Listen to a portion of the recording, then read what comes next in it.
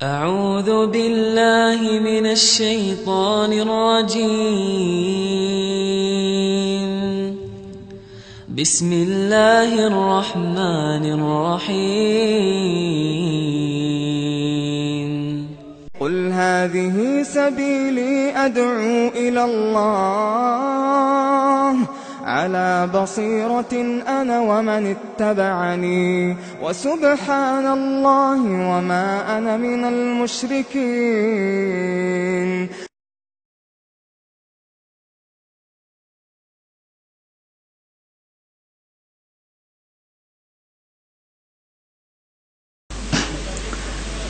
আমি নিজে থেকে কয়েকটা কথা বলি।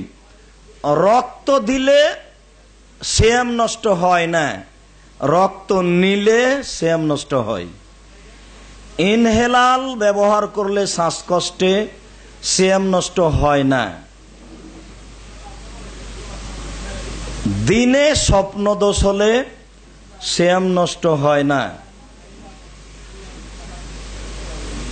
রাতে স্ত্রী মিলনের পরে ঘুমিয়ে গেছে, সকাল ৮টা-৯টা হয়ে গেছে, ঘুম ভেঙে দেখছে ফজরের টাইম পার হয়ে গেছে, সিয়াম থাকবে, সিয়াম নষ্ট হবে না। স্বইচ্ছায় বমন করলে সিয়াম নষ্ট হয়, অনিচ্ছায় বমন হলে সিয়াম নষ্ট হয় না। মহিলারা ঋতু বন্ধ করে সিয়াম থাকতে পারে, ট্যাবলেট ঔষধ বড়ি খেয়ে। ঋতুকে নিজের গতিতে থাকতে দিয়ে পরবর্তীতে সিয়াম রাখতে পারে। ৩ শ্রেণীর মানুষ আর একজন দিয়ে সিয়াম পালন করতে পারে। ১, বৃদ্ধ, সুস্থ হওয়ার তেমন আশা করে না, আর একজনকে খাওয়াবে, দুস্থ গরিব কাউকে। ২, গর্ভবতী। ৩, দুধ পানকারিনী, বাচ্চাকে দুধ পান করাই। এই ৩ শ্রেণীর মানুষ পরে করবে, না হয় কাউকে খাওয়াবে। খাওয়ানোর যদি লোক না পাই তাহলে প্রত্যেক দিন সকালে ১ কেজি ২৫০ সোয়া কেজি করে চাউল ফকিরকে দিয়ে দেবে। একদিন সমান ১০০ কেজি, একদিন সমান ১০০ কেজি। বুঝা গেল না? প্রতিদিন দিতে হবে। অনিচ্ছাকৃত ইচ্ছাকৃত শয়তানি করে বদমাইশি করে একটা রোজা ছেড়ে দিলে একটা রোজা করতে হবে, ৬০টা নয়। শয়তানি করে ইচ্ছাকৃতভাবে একটা সিয়াম ছেড়ে দিলে একটাই করতে হবে। শুধুমাত্র স্ত্রীর মিলন ঘটে গেলে একটার বদলে ৬০টা করতে হবে, বা ৬০ জন মিসকিনকে খাওয়াতে হবে। বুঝা গেল না মনে হয়? শুধুমাত্র স্ত্রী মিলন ঘটে গেলে আজানের পর থেকে নিয়ে সূর্য ডুবা পর্যন্ত সময়ে একটার পরিবর্তে ৬০ জন ফকিরকে খাওয়াতে হবে, বা ৬০ সোয়া কেজি চাউল ফকিরকে দিতে হবে। বোঝা গেল না? স্ত্রীর সাথে মজাক করতে গিয়ে বা গায়ে হাত পড়াতে স্বাভাবিকভাবে যে কাপড় ভিজে যাচ্ছে, এতে সিয়ামের কোনো ক্ষতি হবে না, তবে দূরে থাকা ভালো। উল্লেখ্য যে আপনার স্ত্রীকে ৬০টা রোজা করতে হবে না, ৬০ জন মিসকিনকে খাওয়াতে হবে না, অথচ ২ জন মিলেই মিলন হয়েছে। বুঝা গেল না? নারী পুরুষ সমান অধিকার নাকি? তো কই? বুঝলেন না কথা আমার? মিলন কি একাই হয়েছে না ২ জন মিলে হয়েছে? অপরাধী আল্লাহ রাসূল শুধু স্বামীকে করেছেন, স্ত্রীকে নয়। স্ত্রীকে ৬০ দিন সিয়ামও থাকতে হবে না, জরিমানাও দিতে হবে না, সব স্বামীকে।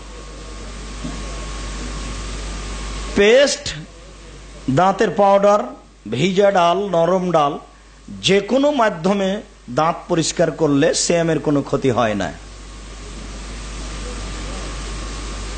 গরমের কারণে বেশি বেশি পানি ঢাললে শরীরের কোনো ক্ষতি হয় না।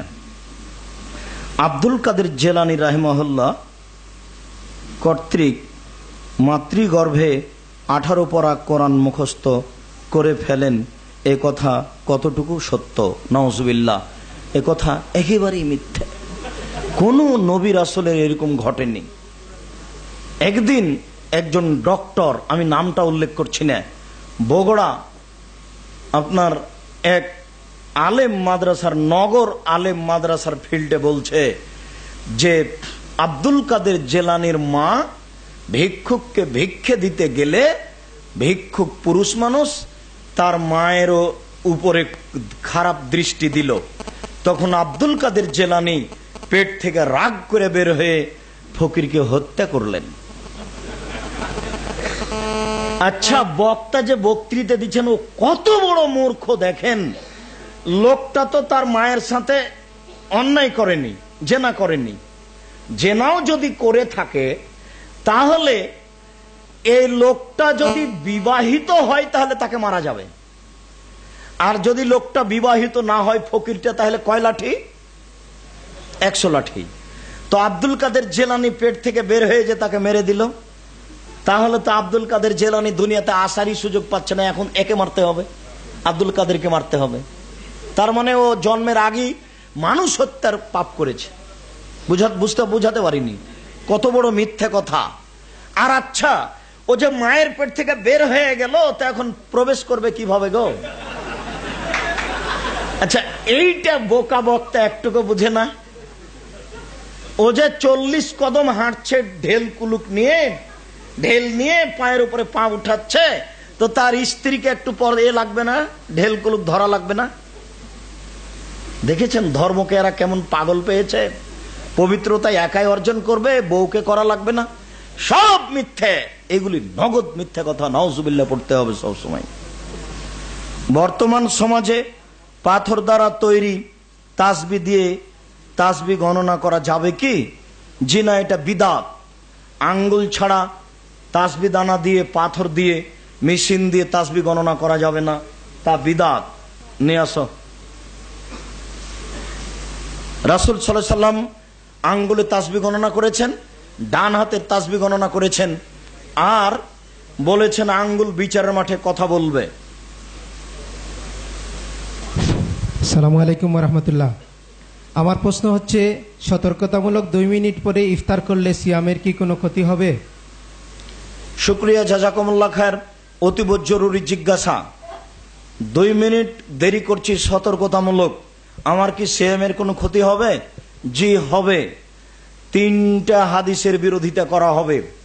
1, রাসূল সাল্লাল্লাহু আলাইহি ওয়াসাল্লাম বলেছেন, আমার উম্মত অতদিন কল্যাণে থাকবে যতদিন তাড়াতাড়ি ইফতার করবে। 2, আল্লাহ তাআলা বলেন, আমার সবচেয়ে প্রিয় বান্দা ওই যে তাড়াতাড়ি ইফতার করে। 3, তোমরা তাড়াতাড়ি ইফতার করো, দেরি করে ইফতার করা ইহুদি খ্রিস্টানের লক্ষণ। 2 মিনিট 1 মিনিট সতর্কতামূলক দেরি করা ইহুদিদের লক্ষণ। শুনে রাখুন, মনে রাখবেন, বাংলাদেশের মাটিতে ইফতারির যত লিফলেট, বিজ্ঞাপন, ইশতেহার, পেপার, পত্রিকা বের হয়েছে, ওর সবচেয়ে যেটা তাড়াতাড়ি করা হয়েছে তার 1 মিনিট আগে করবেন আপনি। এটা হলো সতর্কতা। তাড়াতাড়িতে সতর্কতা, দেরিতে নয়। আমি বুঝাতে পারলাম না। তাড়াতাড়িতে সতর্কতা, দেরিতে নয়। দেরি করলে রাসূলকে অপমান করা হবে, আচরণ হবে ইহুদি খ্রিস্টানের ক্ষতি হবে। মানে তাড়াতাড়িতে সতর্কতা করুন 1 মিনিট আগে। আমি আব্দুর রাজ্জাক নিয়মিত 1 মিনিট আগে ইফতার করি, ইনশাআল্লাহ করবই। মনে থাকবে কি, এ তো সতর্কতা তাড়াতাড়িতে না দেরিতে? তাড়াতাড়িতে। যদি বিশ্বাস না হয় তো হাফ মিনিট আগে করিয়ে, আগে থাকবেনি। হ্যাঁ, তারপর। আসসালামু আলাইকুম ওয়া রাহমাতুল্লাহ। সুন্নতি লম্বা চুল রাবার ব্যান্ড দিয়ে পেছনে টাইট করে বেঁধে রাখা যাবে কি? সুন্নতি চুল, চুল তো এত বড় হবে না। মাথার লম্বা চুল রাখা ভালো, এটাই তো জিজ্ঞাসা, তাই না? মাথার লম্বা চুল রাখা ভালো। একটা হলো কান পর্যন্ত, একটা হলো কানের নিচে, একটা তার নিচে, জিম্মা লিম্মা অফরা, তার নিচে যাবে না, কাঁধ পর্যন্ত চুল আসতে পাবে না। আর তাকে এইভাবে চুলকে আবার ইন করে রাখা, এগুলো তো হারাম, এগুলো তো নোংরামি, এগুলো চুল নয়, এগুলো জায়েজ নয়। তবে চুল বড় রাখবে, এটাই ভালো, ছোট করার চেয়ে, নেড়ে করার চেয়ে। তার পদ্ধতি জিম্মা লিম্মা অফরা, যেটা স্বাভাবিকভাবে থাকবে, বড় থাকবে না, খোলা থাকবে, আর তাকে চিরুনি করে সুন্দর করে রাখতে হবে। প্রশ্ন হচ্ছে, আমাদের দেশের অধিকাংশ মসজিদে দেখা যায় ইমাম সাহেব সালাম ফেরানোর পর শুধুমাত্র ফজর ও আসরের নামাজে কিবলামুখী হয়ে থেকে ঘুরে বসেন। প্রশ্ন হলো, শুধু কি 2 ওয়াক্তে ঘুরে বসা সঠিক? সালাম ফেরার পরে বসার পদ্ধতি কেমন হবে?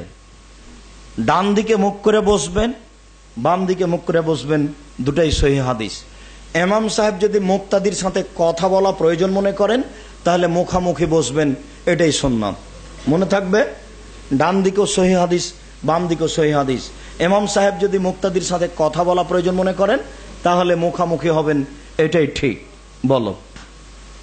প্রশ্ন হচ্ছে, মক্কা মদিনাতে তারাবি 20 রাকাত কেন? মক্কা মদিনায় তারাবি 20 রাকাত কেন?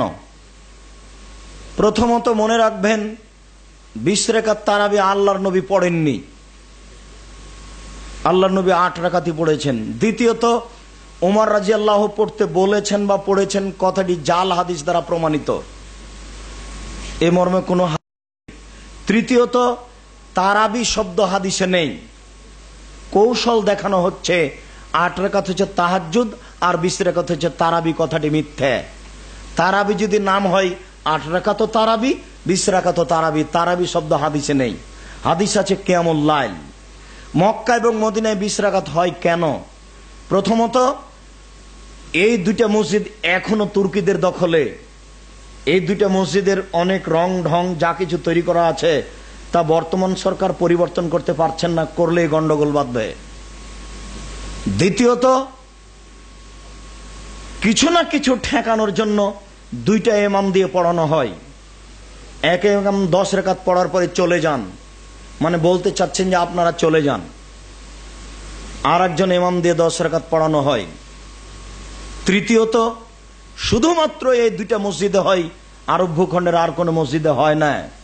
চতুর্থত, আমরা কোনো জায়গার অনুসারী নই, শুধুমাত্র একজনের অনুসারী, যার নাম মোহাম্মদ সাল্লাল্লাহু আলাইহি সাল্লাম।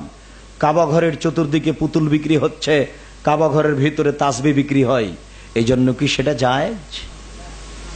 চলো। রাষ্ট্রীয় আইন অনুযায়ী ডিপিএস করা জায়েজ কি? ডিপিএস রাষ্ট্রীয় আইন অনুযায়ী করা জায়েজ কি? রাষ্ট্রীয় আইন অনুযায়ী, যে কোনো আইন অনুযায়ী ডিপিএস করা যাবে না। এগুলো সব সুদি কারবার।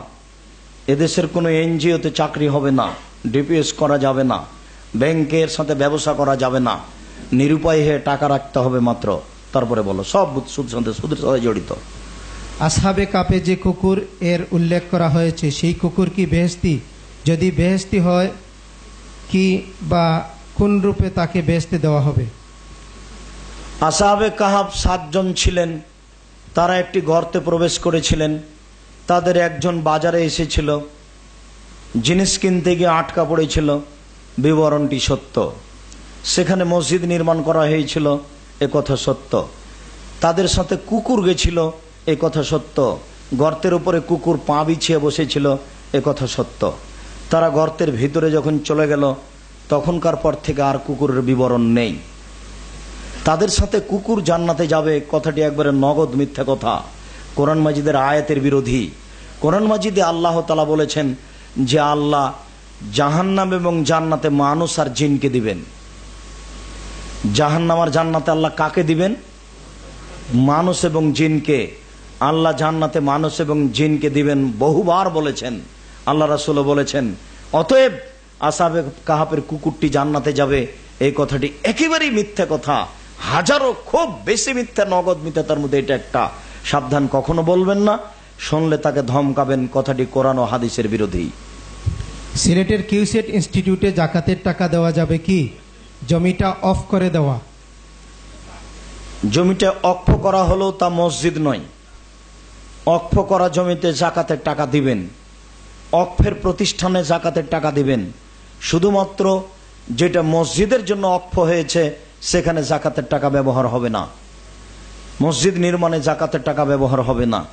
এ ব্যতীত দ্বীনি প্রতিষ্ঠানগুলি অক্ষ থাক, এরপরেও সেখানে জাকাতের টাকা ব্যবহার করবেন। কবিরা গুনাহ বা বড় বড় গুনাহ কয়েকটি কি ধারাবাহিকভাবে কিছু বলবেন? কবিরা গুনাহ 1, আল্লাহর সাথে শিরক করা। 2, মানুষকে হত্যা করা। 3, সুদ খাওয়া। 4 এতিমের মাল ভক্ষণ করা। 5 যুদ্ধের মাঠ থেকে পালিয়ে যাওয়া। 6 মানুষের নামে বদনাম লাগানো। 7 সন্তান হত্যা করা। 8 জেনায় লিপ্ত হওয়া। 9 পিতামাতার অবাধ্য চলা। 10 মদ খাওয়া। 11 মিথ্যা কথা বলা। 12 সুদের সাথে জড়িয়ে যাওয়া। এরকম সিরিয়াল অনেক আছে আমাদের বইয়ে। কে বড় ক্ষতিগ্রস্ত বইয়ে সিরিয়াল দেওয়া আছে, একটু দেখে নেন। যাওয়ার সময় দেখবেন কে বড় ক্ষতিগ্রস্ত বই আছে কিনা। চলো। প্রশ্ন, আব্দুর রাজ্জাক বিন ইউসুফের প্রতিষ্ঠানে দান করতে চাইলে কিভাবে দান করব? 2টি পদ্ধতি। গাড়িতে আছে কাগজ, কাগজ নিয়ে এসে একটু দাও, পরিচয়পত্র দেওয়া আছে, বিকাশ নাম্বার দেওয়া আছে, অ্যাকাউন্ট নাম্বার দেওয়া আছে। এই ছেলে, গাড়ি থেকে ওই পরিচয়পত্রগুলো নিয়ে এসে সবার হাতে দিয়ে দাও তো। হ্যাঁ, পরিচয়পত্র সবাই নিয়ে যাবেন, বিকাশ নাম্বার, অ্যাকাউন্ট নাম্বার দেওয়া আছে। আর সরাসরিও অংশগ্রহণ করতে পারেন, গিয়ে অংশগ্রহণ করবেন।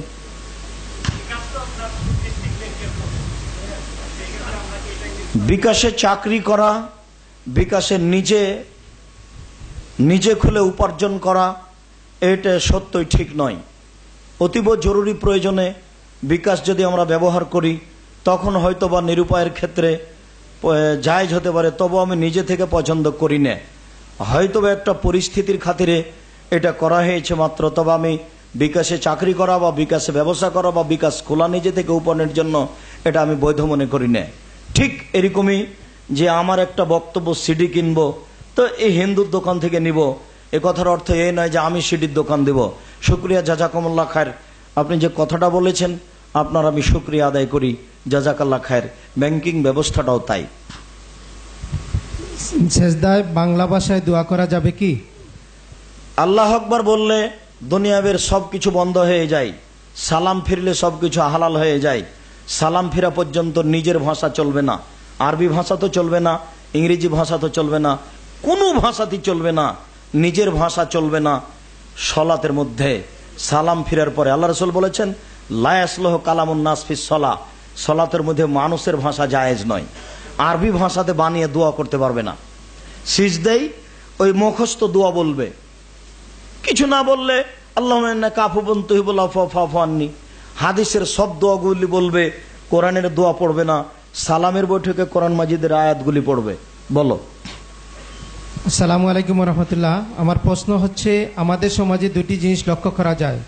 কোনো স্ত্রী মারা গেলে সে স্বর্ণ খুলে রাখে, স্ত্রীর স্বামী মারা গেলে সে স্বর্ণ খুলে রাখে এবং সাদা কাপড় পরিধান করে। শরীয়তে এর কতটুকু বিধান আছে? শুকরিয়া, জাযাকুমুল্লাহ খায়ের। জিজ্ঞাসাটি অতীব সুন্দর। এটা একটা সংস্কার, কুসংস্কার ঢুকে আছে আমাদের ভিতরে। স্বামী মারা যাওয়ার সাথে সাথে সব স্বর্ণের গয়না খুলে দিচ্ছে। খুলে দেওয়া এটা কুসংস্কার, এটা হারাম, এটা হিন্দুয়ানা প্রথা। গায়ে পরনে শরীরে যা আছে তা খুলতে পাবে না। 4 মাস 10 দিন কোন নতুন কাপড় পরতে পাবে না। 4 মাস 10 দিন কোনো গয়না ব্যবহার করতে পাবে না। স্বামী মারা গেলে একজন স্ত্রীর শোক পালনের সময় হলো 4 মাস 10 দিন। শোক পালন মানে হলো এই, সাজসজ্জা গ্রহণ করব না, বিবাহ বসার প্রস্তুতি নিব না। এই কথার অর্থ এই নয় যে গয়না খুলে দেব। এটা কুসংস্কার, এটা হারাম, এটা হিন্দু অনানীতি। সাবধান থাকুন। আপনাদের মা, চাচি, খালা, ফুফুকে মারা গেলে তাদের স্বামী মারা গেলে আজকে তাদের গয়না পরতে বলবেন, যেটা হবে 4 মাস 10 দিন, 4 মাস 10 দিন পর। চলো। আসসালামু আলাইকুম। আমার প্রশ্ন হচ্ছে, ছবি সমৃদ্ধ টাকা পকেটে নিয়ে সালাত আদায় করা যাবে কি? ছবি সম্পূর্ণ টাকা পকেটে থাকলে সালাত আদায় করাতে কোনো সমস্যা নেই। যে ঘরে সালাত আদায় করছেন টাকাটা যদি পড়ে থাকে তাহলে সালাত হবে না, বাইরে থাকলে। যেখানে সালাত আদায় করছেন সেখানে খোলা মাঠে পেপার, পত্রিকা, টাকা, যে কোনো ছবি, তেলের, আতরের, আপনার দাঁতের পাউডারের যে কোনো ছবি থাকলে ওখানে সালাত হবে না। পকেটে থাকলে, ঢাকা থাকলে কোনো সমস্যা নেই। চলো। এক বোন জানতে চাচ্ছেন, শুনেছি নিয়ত না করলে সিয়াম হয় না, কিন্তু আমি মাঝে মাঝে নিয়ত করতে ভুলে যাই, এতে আমার সিয়াম কবুল হবে কি? নিয়ত, আল্লাহ রাসূল বলছেন ইন্নামাল আমালু বিন্নিয়াত, নিয়ত হচ্ছে অন্তরের পরিকল্পনা। মুখে সশব্দে নিয়ত করলে পাপ হবে, গুনাহ হবে, যার নাম বিদআত, শেষে সিয়ামই হবে না। অন্তরের পরিকল্পনার নাম নিয়ত। রমজান আসার আগে থেকে আমরা নিয়ত করে আছি সিয়াম পালন করব, এর জন্য আবার নতুন নিয়ত লাগবে না। মুখে উচ্চারণ করলে গুনাহ হবে, নতুন নিয়ত লাগবে না। অন্তরের পরিকল্পনার নাম নিয়ত। চলো। অজু ছাড়া মোবাইলে কোরআন পড়া যাবে কি? অজু ছাড়া মোবাইলে কোরআন মাজিদ কেন? অজু ছাড়া সব সময় কোরআন মাজিদ পড়া যায়। ঋতুবতী মহিলাও কোরআন মাজিদ পড়বে। কোরআন মাজিদ পড়তে পাবে না যার ফরজ গোসলের প্রয়োজন হয়েছে সে। বাকি সবাই কোরআন মাজিদ পড়বে, ঋতুবতীও পড়বে, ধরে পড়বে। আপনি অজু করে কোরআন মাজিদ পড়েন, এটা ভালো। কাবা ঘরে মসজিদে থাকতে পারে ঋতুবতী মানুষ, হেরাক্লিয়াস কোরআন মাজিদের আয়াত পড়তে পারে একটা হিন্দু মানুষ। রাসূল সাল্লাল্লাহু আলাইহি সাল্লাম আয়েশাকে বলেন, তুমি শুধু তপ করো না, জিকির আজকার তাসবিহ তাহলিল সবকিছু করো, কোরআন তেলাওয়াত করো। আল্লাহ রাসূল বলছেন, আয়েশা তুমি কাঁদছো কেন? তপ করতে করতে চট করে বসে আয়েশা কাঁদছেন। তখন আল্লাহ রাসূল বলছেন, ও আহিস্তে, তুমি কি ঋতুবতী? তখন আয়েশা বলছেন, জি হ্যাঁ আমি ঋতুবতী। তখন আল্লাহ রাসূল বললেন, আয়েশা তুমি তপ করো না, বাকি সবকিছু করো, কোরআন তেলাওয়াত করো। ঋতুবতী কোরআন তেলাওয়াত করবে, অজু আবার কি? অজু করে করেন ভালো, অজু ছাড়াই কোরআন মাজিদ পড়বেন। চলো। পিতামাতার সাথে খারাপ আচরণ করলে এবং পরে শুধু আল্লাহর কাছে ক্ষমা চাইলে তিনি কি মাফ করবেন? পিতামাতার সাথে খারাপ আচরণ করলে তার হাত পা ধরে ক্ষমা নেবে, এটাই ছেলের বা জিম্মেদারি ছেলে মেয়ের। সময় পার হয়ে গেলে এরপরে ক্ষমা চাইতে থাকবে এবং তার নামে দান খায়রাত করতে থাকবে। আশা করা যায় বাপ বেটার সাথে যে সম্পর্ক থাকে দুর্বল, এটা আল্লাহ ওইভাবে দেখেন না, আশা করা যায় ক্ষমা হবে ইনশাআল্লাহ। নিজ স্ত্রী মারা গেলে স্বামী দেখতে পারবে না, এটা কি ঠিক? নওজুবিল্লাহ মিন জালিক। স্ত্রী মারা গেলে স্বামী দেখতে পাবে না, তো ভাগ নেই যে জমি। আচ্ছা, ফেকার বইয়ে মিথ্যা কথা থাকলে কি এত বড় ডাহা মিথ্যা কথা থাকতে হয়?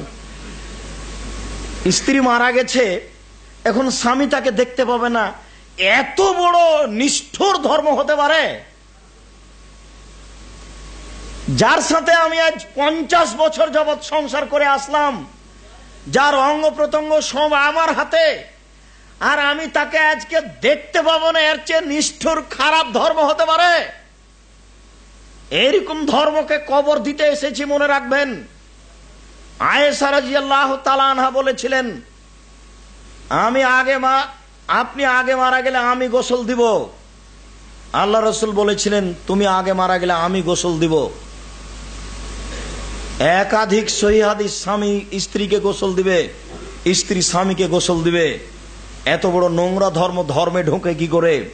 সাথে সাথে স্বামী মারা গেলে স্ত্রী জমির ভাগ পায়, আর স্ত্রী মারা গেলে স্বামী জমির ভাগ পায়, দেখতে পারে না। ধর্ম কি এমন হতে পারে? এটা একেবারে মিথ্যা কথা, সাবধান থাকবেন। স্ত্রী স্বামীকে দেখবে, স্বামী স্ত্রীকে দেখবে মরার পরে, এ কথাই ঠিক, হাদিস দ্বারা প্রমাণিত। রাতের সালাতে দেখে কোরআন পড়ে কি আদায় করা যাবে? তাহাজ্জুদের সালাতে, রাতের সালাতে দেখে দেখে কোরআন মাজিদ পড়া যায় কি? যায়। সহিহ হাদিস আসার সাহাবী থেকে প্রমাণিত।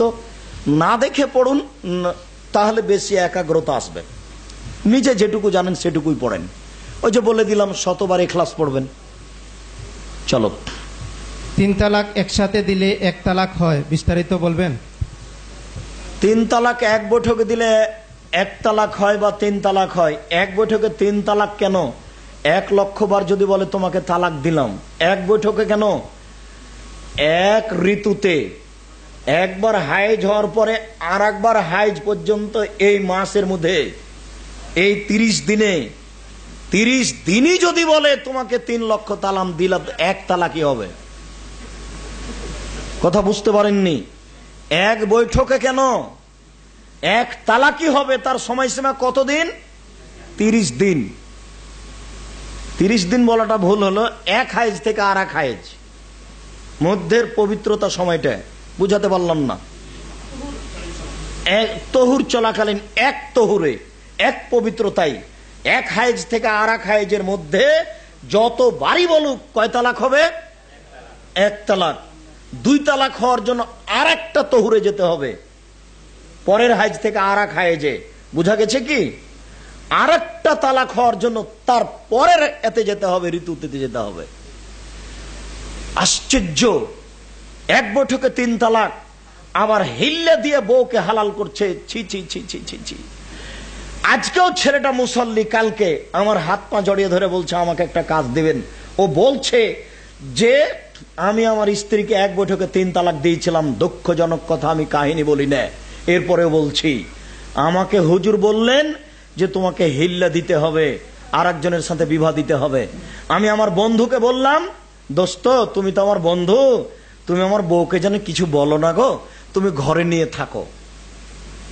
তো ঘরে নিয়ে 1 ঘন্টা বসে গল্প করেছে, এরপরে বের হয়ে এসেছে। তারপর ছেলেটা হুজুরকে বলেছেন যে বিবাহ হয়েছিল তোমার স্ত্রী? বলে হ্যাঁ হয়েছিল। কই তোমার স্ত্রী? এই তোমার মিলামিশা হয়েছে। তখন মেয়েটা চুপ। তখন ও লোকটাকে বলছে, এই তুমি যে বিবাহ করেছো মিলামিশা হয়েছে? তখন বলছে না, আমার দোস্ত নিষেধ করেছিল যে তুমি আমার বউকে কিছু বলো না গো, তাই কিছু বলিনি। তখন হুজুর গরম হয়ে গেছে, গরম হয়ে বলেছে যাও, তোমাদের এটা কিছু হয়নি, ঠেকে রেখেছে। আবার কিছুদিন পরে 3 মাস পরে এক হুজুরের সাথে বিবাহ দিয়েছে। তো এখন ওর বউকে বলে দিয়েছে যে তুমি শেষ পর্যন্ত থাকবে না। আমি নগদ কথা বলছি,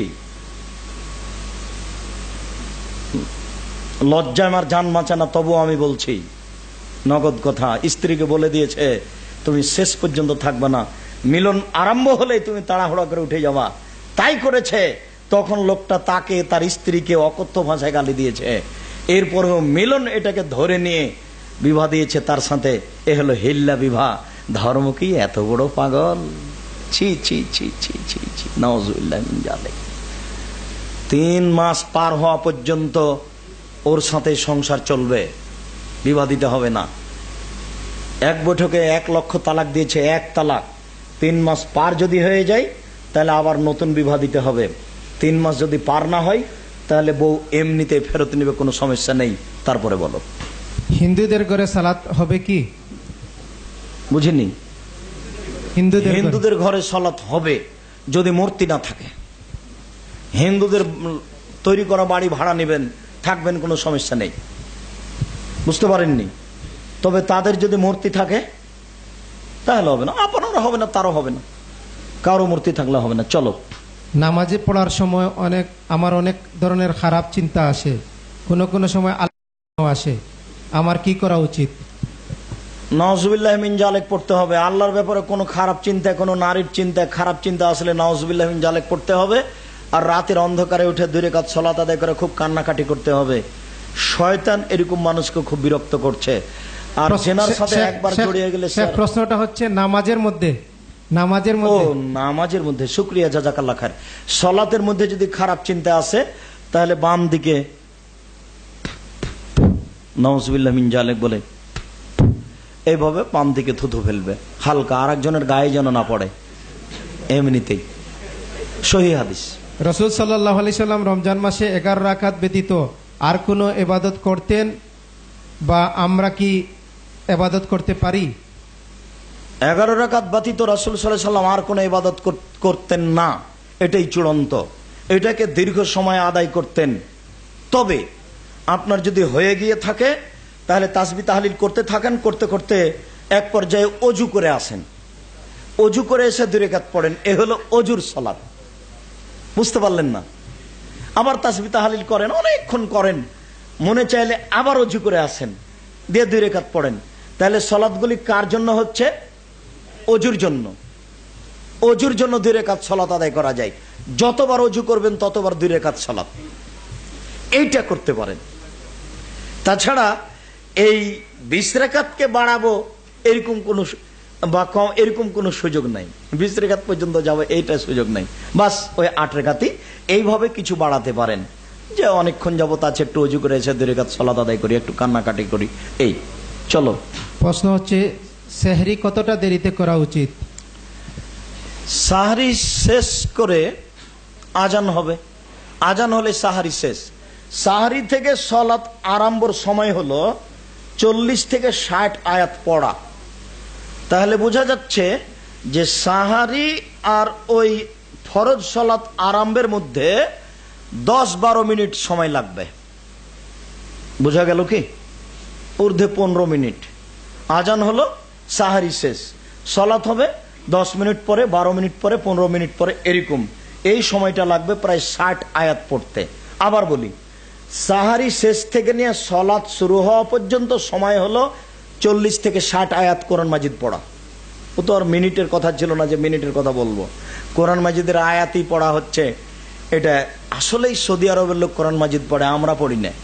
দিনরাত পড়া উচিত, এটা একটা প্রমাণ। দেখেছেন কোরআন মাজিদের আয়াতকে নিয়ে সে সময় বুঝাতে পারলাম না কথা কি বুঝাতে পেরেছি? কোরআন মাজিদের আয়াতকে নিয়ে এসছে ঘড়ি বুঝানোর জন্য, সময় বুঝানোর জন্য। হ্যাঁ চলো। ফিতরা কি দিয়ে আদায় করতে হবে? ফিতরা কি দিয়ে? অতীব গুরুত্বপূর্ণ জিজ্ঞাসা। ফিতরা কি দিয়ে আদায় করতে হবে? রাসূল সাল্লাল্লাহু আলাইহি সাল্লামের যুগে স্বর্ণ মুদ্রা, রূপা মুদ্রা ছিল। তিনি ফিতরার জন্য স্বর্ণ মুদ্রা, রূপা মুদ্রা ব্যবহার করেননি। মুদ্রা দিয়ে ফিতরা আদায় হবে না, টাকা দিয়ে ফিতরা আদায় হবে না, শস্য দিয়ে ফিতরা আদায় করতে হবে। সারা দুনিয়ার মানুষ যদি টাকা দিয়ে ফিতরা আদায় করে, সারা দুনিয়ার মানুষই গুনাহগার। একটু লন্ডনের ভাই ফিতরার দাম ধরে $10 দিয়ে পাঠিয়েছেন আপনার কাছে, আপনি এখন $10 চাউল কিনে দিয়ে দিলেন, এই নীতি মিথ্যে। লন্ডনের ভাই আপনাকে ফিতরা দিতে বলেছেন আর $10 দিয়েছেন, আপনি মাথা পিছু 2.5 কেজি চাউল কিনেন, কেনার পরে যা টাকা থাকলো ওটা দান করে দেন, ওটা ফিতরা নয়। কথা বোঝা গেল না? মাথা পিছু 2.5 কেজি ফিতরা, প্রতি জন স্বরূপ, প্রতি জনের জন্য 2.5 কেজি ফিতরা, বা 211 ছটা। টাকা নয়, টাকা দিয়ে ফিতরা আদায় হবে না। সারা দুনিয়ার মানুষ যদি ফিতরা আদায় করে টাকা দিয়ে, সারা দুনিয়ার মানুষই গুনাহগার। চলো। জামাত ত্যাগ করে লিখিত সারা দুনিয়ার মানুষ যেখানে যেটা খায় সে সেটা দিবে, চাউল দিবে, গম দিবে। এখন যদি মানুষ চাউল ছাড়া গম দিতে যায়, তাহলে আরো 5 জন বলবে দৃষ্টিকটু এটা, ও গম কম দাম সেই জন্য দিলে। ওখানে যাবেন কেন? চাউল দেন,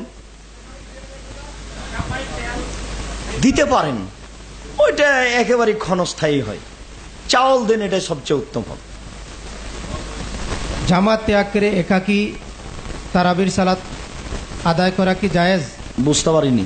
জামাত ত্যাগ করে, তারাবির জামাত, কিয়ামুল লাইলের জামাত ত্যাগ করে একাকী আদায় করা কি জায়েজ? একাকী সালাত আদায় করা উত্তম, জামাত জায়েজ। জামাতে সালাত আদায় করেন যারা খুব অলস, তাদের জন্য জামাতই ভালো। একাই সালাত আদায় করেন, একাগ্রতা বেশি হবে, কান্নাকাটা বেশি হবে। আর যদি শয়তান ধরে তাহলে জামাতেই পড়েন। মুসলিম উম্মার ঐক্য ফরজ। যেহেতু রাফে ইয়াদাইন বা সজুরে আমিন বললে ঐক্য নষ্ট হয়, এ ব্যাপারে কিছু কি বলবেন?